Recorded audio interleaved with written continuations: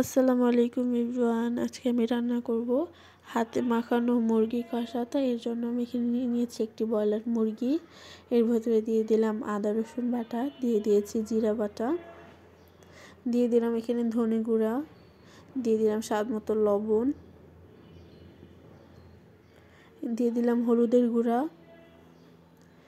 দিয়ে দিলাম মরিচের গুঁড়া, দিয়ে হাত দিয়ে ভালো মতো মাখিয়ে মাংসটাকে আমি কিছুক্ষণ রেস্টে রেখে দিব। মাংসটাকে রেস্টে রেখে দিয়ে এখানে আমি তেল গরম করে নিলাম। সেই তেলের ভিতরে দিয়ে দিলাম গরম মশলা, দিয়ে দিয়েছি একটুখানি জয়ত্রী, দিয়ে এখন আমি এখানে দিয়ে দিলাম পেঁয়াজ কুচি। পেঁয়াজটাকে খুব ভালো মতো ভেজে নিব। কিন্তু আমার পেঁয়াজটা ব্রাউন কালার হয়ে ভাজা হয়ে গিয়েছে। এখন আমি এর ভিতরে দিয়ে দিব ম্যারিনেট করা মুরগির মাংসটা দিয়ে খুব ভালো মতো আমি কষিয়ে নিব। এখানে আমি কোনো পানি ব্যবহার করব না, পানি ছাড়া মুরগির মাংসটাকে খুব ভালো মতো কষিয়ে নিব।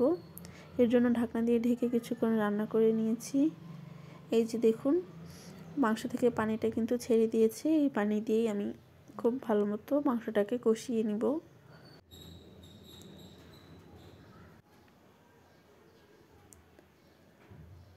এখানে আমি আবারও ঢাকনা দিয়ে ঢেকে ভালো মতো করে মাংসটাকে কষিয়ে নিচ্ছি। যে কোনো মাংস আপনি যত কষাবেন মাংসের রান্নার টেস্টটা তত বেশি হবে। তো এর জন্য আমি মাংসটাকে খুব ভালো মতো কষিয়ে নিলাম। মাংসটা ঢাকনা দিয়ে ঢেকে ঢেকে আমি ভালো মতো কষিয়ে সিদ্ধ করে নিচ্ছি মাংসটাকে।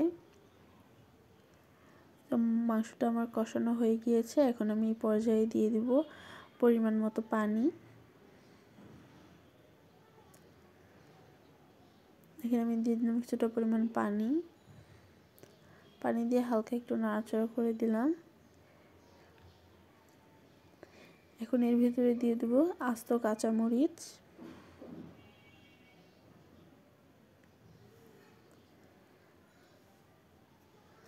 কাঁচামরিচটা দিয়ে আবারও ঢাকনা দিয়ে ঢেকে কিছুক্ষণ রান্না করে নিব।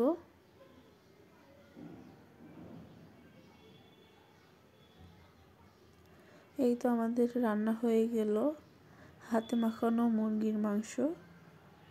খুবই মজাদার, কালারটাও খুব সুন্দর এসেছে। আপনারা একবার ট্রাই করে দেখবেন। ধন্যবাদ।